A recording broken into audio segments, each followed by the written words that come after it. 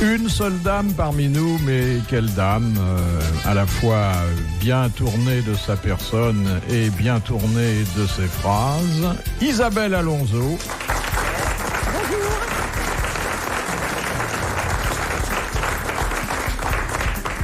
Un représentant de la génération montante, mais enfin ça fait un moment qu'il monte maintenant, Olivier Lejeune. Bonjour. Un petit retraité normand, et jamais il n'a été plus en forme parce que désormais ses réserves de fantaisie, elles sont pour les grosses têtes. Sim. Oui.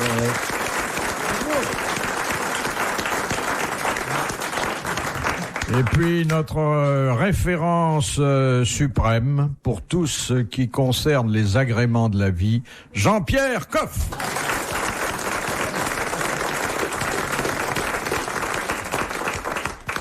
Je voudrais vous prier, chère Isabelle, d'excuser l'apparente trivialité de la première citation.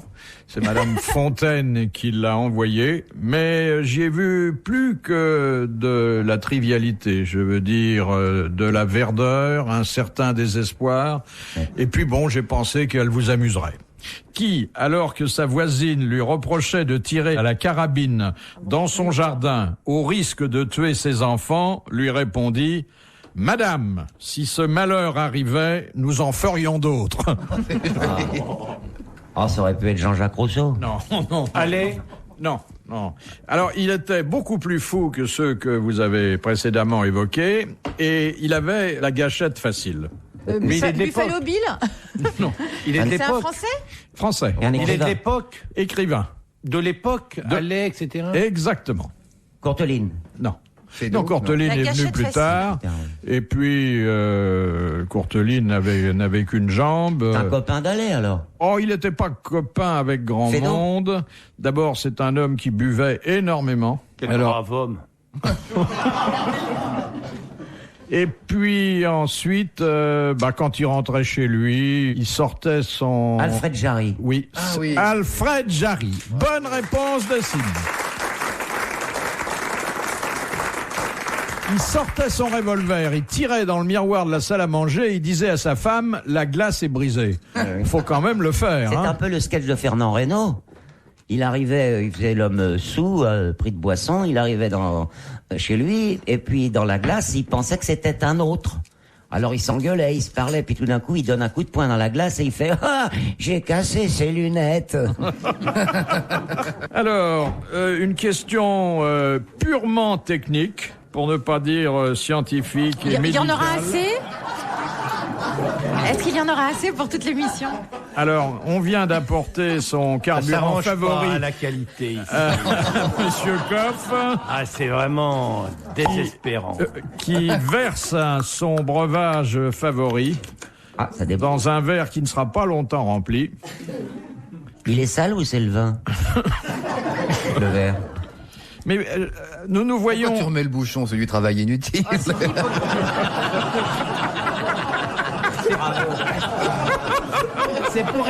C'est pour éviter de le renverser bêtement. Mais vous renversez moins qu'avant. Vous devez boire davantage, alors. Je bois plus de rouge que de blanc. C'est pour ça que j'ai un peu changé de couleur. Oui, oui. Et c'est du Médoc, hein. 95, bonne année, hein. Ah, il est un peu jeune, hein. Enfin, avec vous, ça fera une bonne moyenne. Oh, que l'année commence mal. C'est vraiment le chromo de l'épicurien que j'ai en face de moi. Le verre rempli de vin, le cigare à la main, et puis toutes sortes de petites fanfreluches qui attestent le dandy, que dans notre époque de grand relâchement vestimentaire, il a su rester. C'est le brûle-mêle de la bouffe. Et les boucles d'oreilles d'un goût parfait. Hein? Tu ne devrais pas porter des boucles d'oreilles, ça, tout ça. C'est vrai. Pas avec du tweed. C'est pas qu'elle soit moche, mais... T'as pas la prétention de m'apprendre ce que c'est que savoir s'habiller quand on te regarde, non?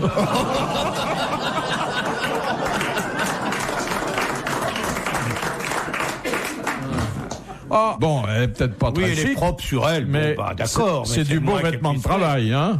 Bon. À Pigalle, il y a des boutiques spécialisées. Ah oui, on- je suis passé hier soir là pour la Normandie, ça aide.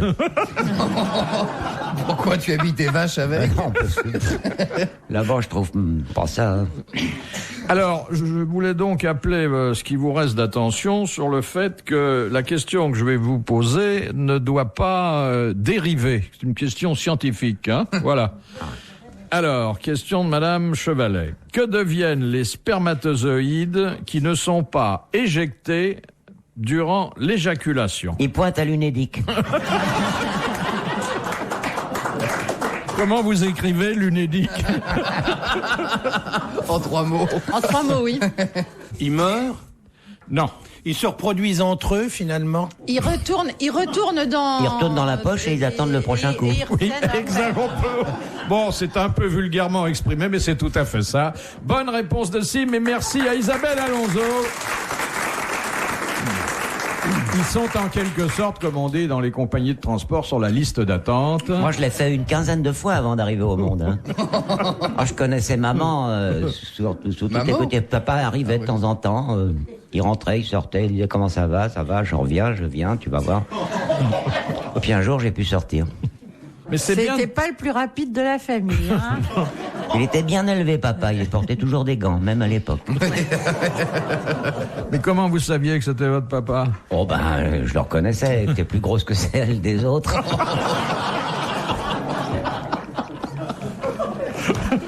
Bon, en tout cas, il est bon de savoir que rien ne se perd et que beaucoup de choses se créent et que le corps réabsorbe la meilleure partie de l'homme.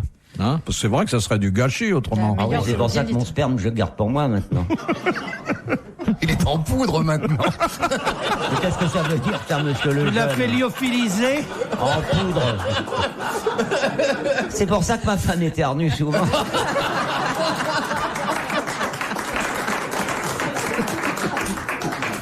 J'avais raison d'appréhender le...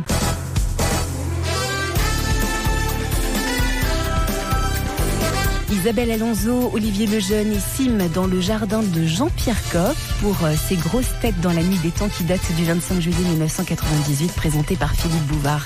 Question de Monsieur Buisseret. Quelles sont les 3 sortes de betteraves? La betterave à sucre, la betterave à café. Et la betterave... Et la betterave rouge, tout bêtement. La betterave Alors, potagère. Il y a la betterave sucrière, dont Oui. on tire le sucre. Ah, Bon. alcool. Il y a ensuite la betterave. Alors, La betterave fourragère et la betterave fourragère. potagère. Exactement. Potagère pour la consommation. Ce qui devient la betterave Voilà. rouge, une fois qu'on l'a fait cuire Et au la four, fourragère très longtemps. pour les animaux. C'est une bonne réponse de Jean-Pierre Coff et merci à Isabelle Alonso. Pour un tiers. Je voudrais juste, si vous permettez, dire que la betterave potagère, donc dites la betterave Ah rouge, oui, dites. il faut vraiment la faire cuire soi-même. Ne pas l'acheter toute cuite. Acheter une betterave crue, l'emballer dans du papier d'aluminium et la mettre dans un four à feu très très doux, 2 ou 3, et laisser ça pendant 2 heures ou 2 heures et demie dans le four. Vous allez voir, c'est une sorte de confit de betterave. C'est sucré, c'est moelleux, c'est goûteux, c'est formidable. Acheter tout fait, c'est cuit généralement dans l'eau, ça n'a plus aucun goût. Mais cuit, comme je vous le dis, vous pouvez pas savoir comme c'est bon. Ah tiens, je vais en reprendre un peu. Ah, cru, c'est Quand tu dis délicieux. il faut, c'est vraiment il faut, mais si on le fait pas, Non, c'est mais pas il a grave. raison. Ah, bah, si tu fais, tu Ah, fais on ce que fait comme tu on veux. veut. Il y a Oui. une très bonne recette, mais peut-être que vous allez chipoter sur sa dénomination. C'est le tartare de betterave. Ah oui. Oui, qu'on prépare comme un tartare, mais il n'y a pas de viande, et où vous mettez plein de petites choses en plus de la betterave. Et c'est délectable. Je vais essayer. J'ai encore des betteraves chez moi, je vais le faire, des betteraves. Ah, vous faites la betterave aussi? Ah, mais j'ai des betteraves dans mon jardin, bien entendu. Là, pour le moment, elles sont dans le sable. Mais bien sûr, je fais toujours, je cultive mes betteraves. Tu fais la betterave. Ah oui. Fais-nous la betterave. Si, il l'a fait bien. Le Hein. cri de la bête. Dis-moi une cochonnerie, je vais rougir. Qu'est-ce que vous faites en dehors de la betterave dans votre jardin? Je fais tout. Il y a que l'asperge que je fais pas. Ah bon? Je la fais plus. Je l'ai fait beaucoup, mais avec l'âge. Peut-être que vous faites la betterave dans le jardin et l'asperge dans la maison? Non, même ça. Je vous ai dit, je fais plus tous ces trucs-là. Ouais, mais il m'a fait l'asperge une fois dans son jardin. Et c'était bon. Je suis arrivé chez lui et je vois, oh, quelle belle asperge. Il s'était enterré tout nu recouvert d'une jolie terre. Avec la tête qui dépassait. Ah ouais. Oui, Et c'est il quand est venu Sim a avec voulu sa l'arracher gouge, on pouvait que... confondre. Il est venu avec sa gouge me chercher. C'est la première fois qu'il cueillait à la fois une asperge et sa sauce. Voilà. Ça recommence. Et c'est pas moi, Jean-Pierre, hein? Non. Question de Monsieur Gragnon. À qui, lors de la dernière guerre, demandait-on de dévisser les fusées des bombes non explosées? Aux prisonniers? Alors, Aux condamnés? Condamné, oui. à Aux condamnés à certains mort condamnés, non, effectivement. Et c'était d'ailleurs à Les déserteurs? les déserteurs ou les objecteurs de conscience Oh, sympa. qui étaient préposés à ce difficile Dangereux. Et quel est le travail. con qui avait inventé cette règle-là, cette loi-là? Ben, écoutez, Un militaire, sûrement? c'est sûrement un militaire. Cela dit, c'est sur mon carton, c'est pour ça que je vous le dis. Ça a eu pour premier effet de diminuer le nombre des objections de conscience. Parce qu'ils étaient au courant de ce qu'ils risquaient et c'était pire que d'aller au feu. Qu'est-ce qui a donné la bonne réponse? C'est encore le petit Sim. Bravo! Quel est ce film là avec il y a un film avec Lino Ventura où ils sont tous là en train de déminer la bombe qui glisse et c'est tous des prisonniers. Ah oui, le bonheur est dans le pré. Avec Raquel Welch, qui a un énorme pétard. Quoi? Elle est bonne, celle-là. Bon, bah, je la remets dans ma culotte. C'est fou. C'est en dernier, ce que j'ai pu remettre là. Il n'y a C'est vrai. plus de place. Hein. C'est surtout pour un homme comme vous être obligé de la remettre. Faut avoir quelqu'un pour ça. Alors, question de Madame Motta. Quel nom donne-t-on à celui qui surveille le vieillissement des vins après la récolte? Oh, ça, c'est pour Jean-Pierre. Le maître de chai? Non. Il surveille le vieillissement? Oui, oui. Et là, il porte un C'est très beau nom. surmenant, ça, comme... C'est un joli métier et c'est un beau nom qui d'ailleurs il partage avec d'autres C'est-à-dire, il artisans. surveille le vieillissement. C'est-à-dire, s'il y de a un vin qui vieillit pas, il va l'agroalimentaire. prévenir... Bon, non, tous les vins vieillissent. Le conservateur? Sauf ceux qui sont dans la bouteille de Monsieur Coff, ils ont pas le temps. Je sais pas, il y a un C'est mot. pas l'œnologue qui est chargé de ça. Non, mais vous ne connaissez que ce mot-là, cher Jean-Pierre Coff. Et d'ailleurs, vous l'employez assez voluptueusement. Le sommelier? Non, non, non, non. Ça Il finit est- en heure? Oui. C'est vraiment l'autorité de tutelle du vin entre le moment où il est mis en bouteille et le moment où il quitte le domaine. Ça commence par vie? Non. C'est pas un viticulteur, c'est Ah ben non, c'est pas un viticulteur. c'est ça que tu Leader, un pensais. sonneur. Je dirais que c'est le maître de chai. Non, vous l'avez Le maître de déjà chœur, dit, je vous ai dit non. Moi, mais j'ai bien compris, mais je cherche. Buvez une petite gorgée, ça va peut-être venir. Ça s'applique à d'autres que le vin, à d'autres choses Oui, que le vin. oui, oui. À quelle profession ça s'applique autrement? Dans des fermes, dans certaines exploitations agricoles. Le régisseur. Non. Et j'essaye Non, moi, non, moi, c'est bien, hein. un fermeur, non qu'est-ce qu'il y a Et les autres surveillent quoi Parce que si celui-là surveille Il surveille les vieillissement vins qui du vin, rajeunissent. dans les fermes, ça concerne les C'est- légumes, les animaux, Les animaux. l'éleveur. L'éleveur, Ah. Exactement. Et c'est un joli terme qu'on emploie également dans le vin. Ah, je parle sous votre contrôle, Monsieur Coff. Vous êtes d'accord. Évitez-vous de parler sous mon contrôle. Pourquoi? Parce que je ne contrôlerai pas ça.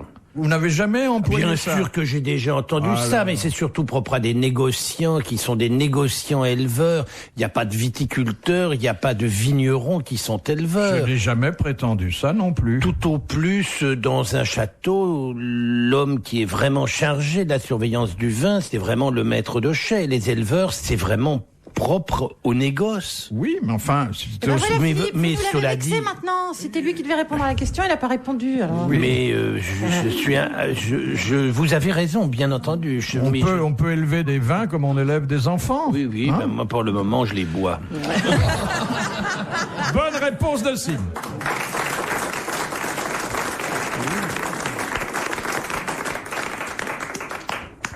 Il boit quoi, Sim? C'est du coca? Moi, je bois du coca avec vraiment très, très beaucoup de whisky. Non, j'ai un doigt pour...